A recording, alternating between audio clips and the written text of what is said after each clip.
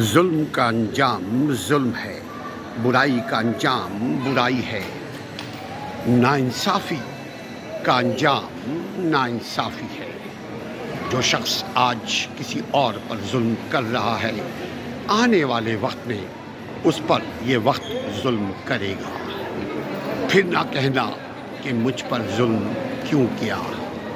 جو شخص آج ناانصافی کر رہا ہے، یقین کیجئے رب کائنات کا ایک نظام ہے کہ ناانصافی کے نظام کو اللہ پسند نہیں کرتا، خواہ اللہ کا دشمن مشرک کیوں نہ ہو۔ ناانصافی جرم سے بڑا جرم ہے۔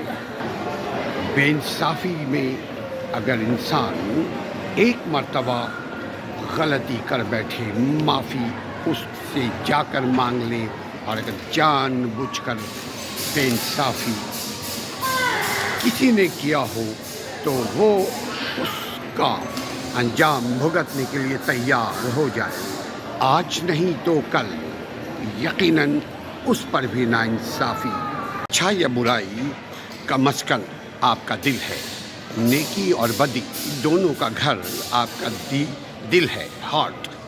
جو آپ سوچتے ہیں سب دل سے، جو آپ کچھ کرتے ہیں وہ جسم سے، جو آپ کر رہے ہیں آج، آپ کی نیت، آپ کے ارادے، آپ کا عمل، یہ تینوں چیزیں شامل ہو کر، اور یہ سب اس کا چھلنی آپ کا دل ہے۔ اپنے دل کو مضبوط رکھیے، اپنے دل میں ایمان اور عمل صالح ڈالیے، اپنے دل کو فیڈ کیجیے اچھائی سے، علم سے، تو برکت ہوگی آپ کے دل میں۔ تو دل میں برکت کی علامت آپ کے عمل میں برکت۔ اپنے دل کو خود فریبی سے محفوظ رکھیے، کہیں دھوکے میں نہ رہیے کہ میں تو ٹھیک ہوں۔ اپنے دل کو چیک کیجیے کہ اکارڈنگ ٹو ورک، جو آپ کام کر رہے ہیں اس کے حساب سے علم ہے، عمل ہے کہ نہیں ہے۔ خود فریبی ایک دھوکہ ہے۔ برائی کا انجام برائی، ظلم کا انجام ظلم، ظلم بربریت جو شخص آج کر رہا ہے اپنی طاقت کے بل پر، کسی کے شے کے بل پر، یا اندر کے نفرت کے بنیاد پر آج وہ ظلم کر رہا ہے۔ اس کے ہاتھ کے بازو مضبوط ہیں، کل جو ہی اس کی بازو کمزور ہوگی، چونکہ انسان کمزور ہے، تو وہ ظلم خود سہنے کے لیے، بلکہ اپنے بال بچوں کو بھی ظلم سہنے کے لیے تیار کر لے، کیونکہ ظلم بد دعا ہے۔ جس پر انسان ظلم کرتا ہے اس کی بد دعا اس کو قبر تک پیچھا کرتی ہے۔ ظلم اور ناانصافی انسان کو انسانیت سے گرا دیتی ہے، اور جو شخص ظلم اور ناانصافی کرتا ہے، جو شخص اس بربریت کا شکار ہوتا ہے، کل خود اس کے ساتھ بھی وہی ہوتا ہے، ہوگا جو آج وہ کر رہا ہے۔ برائی سے بچیے، ورنہ برائی سہنے کے لیے تیار ہو جائے گی۔ ظلم، بربریت، ناانصافی، بددیانتی، یہ ہے کیا؟ یہ انسانی صفاک دل کی نشانی ہے۔ جو شخص ظلم کرتا ہے اس کا دل مر چکا ہوتا ہے، اور جو شخص ظالم کا ساتھ دیتا ہے وہ بھی ظلم کرنے والے کے برابر، یعنی وہ بھی ظالم ہے۔ اپنے جسم پر ظلم مت کیجیے، کیونکہ آج ہم دوسروں پر کر رہے ہیں تو کل ہم پر وہی ظلم لوٹ کر آئے گا، بلکہ جس پر ظلم کیا اس کی بد دعا بھی ہمارے ساتھ شامل ہو جائے گی۔ ظلم ظالم کرتا ہے، بے انصافی عدالتیں کرتی ہیں۔ ظلم ظالم کرتا ہے، بے انصافی بددیانت لوگ کرتے ہیں۔ جتنے بڑے ہیں، اگر انہوں نے بددیانتی کی، اگر انہوں نے ناانصافی کی، تو ناانصافی کے نظام، بے انصافی کے نظام کو رب پسند نہیں کرتا، خواہ بے انصافی جانوروں کے ساتھ کیوں نہ ہو، خواہ بے انصافی انسان کے دشمنوں کے ساتھ کیوں نہ ہو۔ انصاف سب کے ساتھ، بے انصافی کسی کے ساتھ نہیں، ورنہ نظام خراب ہو جائے گا، نظام برباد ہو جائے گا، اور نظام برباد ہوا تو کوئی نہیں بچے گا، چونکہ ہر شخص اس نظام کے تابع ہے۔ نظام فطرت، نظام عدالت، نظام انسانیت، کسی بھی نظام میں اگر ناانصافی، ظلم، بربریت شامل ہو جائے تو وہ نظام زیادہ دیر نہیں چلتا۔ اگر بڑے لوگ، طاقتور لوگ، بزرگ، گارڈین ناانصافی، زیادتی، بددیانتی، غلط کام کرتے ہیں تو اس کے اثرات ان کے بچوں تک پہنچتی ہیں۔ اگر بڑے لوگ ناانصافی کریں عدالتوں سے تو اس کے اثرات عوام تک پہنچتی ہے، اور پھر عوام بھی ناانصافی کو اپنا شعار بنا لیتی ہے، پھر عوام بھی ظلم زیادتی کرنے لگتی ہے، پھر ریاست اور گھر معاشرے میں انارکی کی صورتحال پیدا ہو جاتی ہے، پھر کنٹرول کرنے سے بھی نہیں کنٹرول ہوتا، اس لیے کہ پہلے سے اس کی بنیاد بڑوں نے ڈال دی ہے۔ ظلم زیادتی جس قدر بڑھے گا اسی قدر ملک، ریاست، گھر میں، باہر میں ہر طرف بدامنی، ظلم زیادتی، ناانصافی کے نتیجے میں پیدا ہوگی۔ تو ذمہ دار کون ہوا؟ بڑا، عدالتیں اور مقتدر طبقے۔ ناانصافی، بے انصافی تمام برائیوں کی ماں ہے۔ بے انصافی سے بڑھ کر کوئی ظلم بربریت نہیں۔ بے انصافی جس ملک و معاشرے میں ہو وہ معاشرہ، وہ ملک کمزور، کھوکھلا ہو جاتا ہے۔ بے انصافی کا رجحان ختم۔ بے انصافی سے عوام مایوس ہو کر عوام کے درمیان عدم تحفظ، بدامنی پھیل جاتی ہے۔ بے انصافی کا فائدہ وقتی طور پر قاضی کو ضرور ہوتا ہے، ججز کو ضرور ہوتا ہے، جن کے پاس طاقت ہے انصاف فراہم کرنے کی ذمہ داری ہے، ان کو ضرور وقتی طور پہ فائدہ ہوتا ہے، but at the long run زیادتی کرنے والا اسی ظلم کے چکی میں پھر وہ خاندان سمیت پستا ہے اور پستا ہی چلا جاتا ہے، چونکہ ظلم بڑھتا ہے تو مٹ جاتا ہے۔ ظلم ظلم ہے۔ زندگی دھوکہ دینے والی چیز ہے، دھوکے باز زندگی ہے، کسی وقت دغا دے سکتی ہے، کسی وقت بے وفائی کر سکتی ہے، اس سے پہلے کہ زندگی جسم سے نکل جائے روح اور زندگی یہاں سے پرواز کر جائے دوسری دنیا۔ اپنے معاملات کو، اپنے خیالات کو، اپنے افکار کو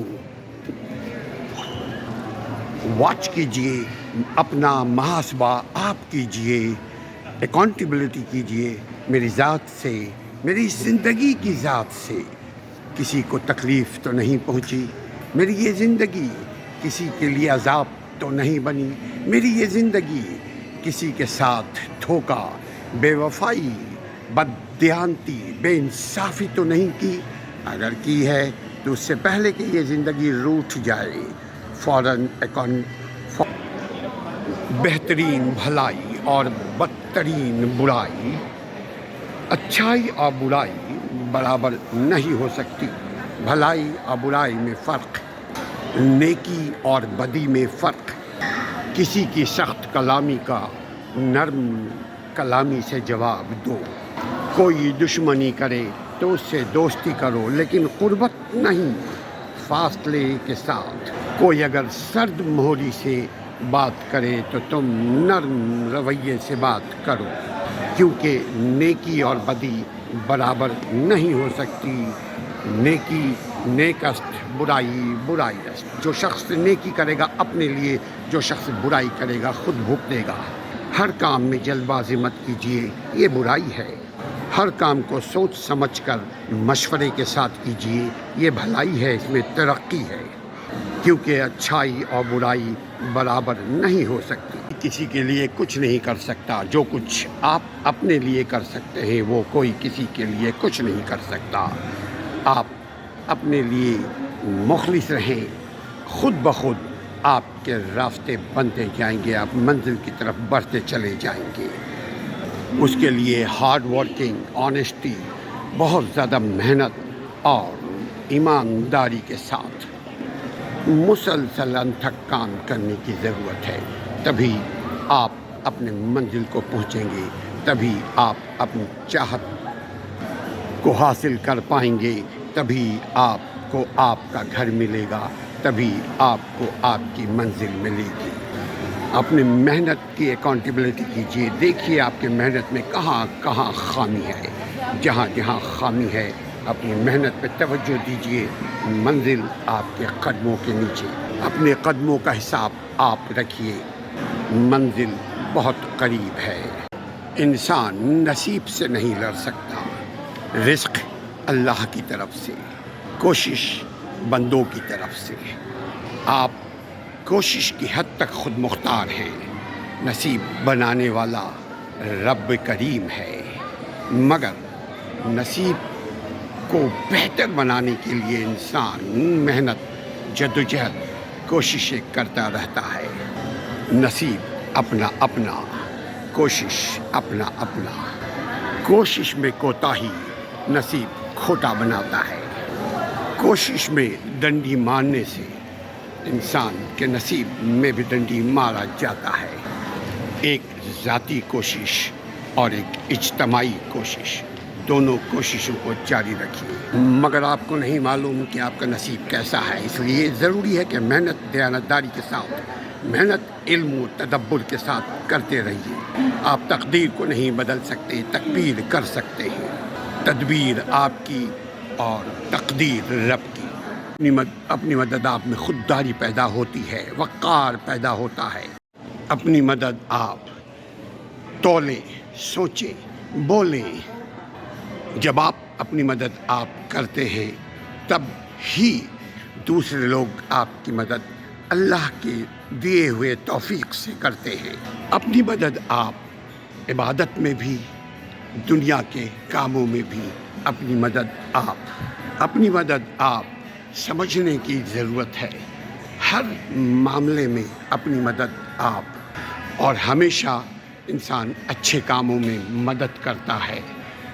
مدد کا مطلب کسی چیز کو اپنی جگہ پہ قائم رکھنا، دیوار کو گرنے سے بچانا دیوار کی مدد ہے، انسان کو گرنے سے بچانا انسانیت کی مدد ہے۔ ظلم، بربریت، ناانصافی، بددیانتی، یہ ہے کیا؟ یہ انسانی صفاک دل کی نشانی ہے۔ جو شخص ظلم کرتا ہے اس کا دل مر چکا ہوتا ہے، اور جو شخص ظالم کا ساتھ دیتا ہے وہ بھی ظلم کرنے والے کے برابر، یعنی وہ بھی ظالم ہے۔ اپنے جسم پر ظلم مت کیجیے، چونکہ آج ہم دوسروں پر کر رہے ہیں تو کل ہم پر وہی ظلم لوٹ کر آئے گا، بلکہ جس پر ظلم کیا اس کی بددعا بھی ہمارے ساتھ شامل ہو جائے گی۔ مایوسی کفر ہے، یقیناً آج کے اس پرفتن دور میں جہاں چاروں طرف مایوسی ہی مایوسی ہے، جہاں زندگی میں کوئی امید نظر نہیں آتی، وہاں رب سے جڑنا، وہاں اپنے آپ کا حساب کتاب کرنا یہ بہت آسان ہو جاتا ہے۔ جب انسان چاروں طرف سے مایوس ہو جاتا ہے، جب انسان ہر طرف اندھیرے ہی کا شکار ہو جاتا ہے، اس وقت خود سے بات کرنے کا اس کو رب موقع دیتا ہے، رب اللہ موقع فراہم کرتا ہے۔ اپنے آپ سے رابطہ کیجیے، اپنا احتساب کیجیے، اپنے آپ کو بہتر بنانے کی کوشش کرتے رہیے۔ اللہ تعالیٰ آپ کی مدد کرے، آمین یا رب العالمین۔ مگر مایوسی کفر ہے۔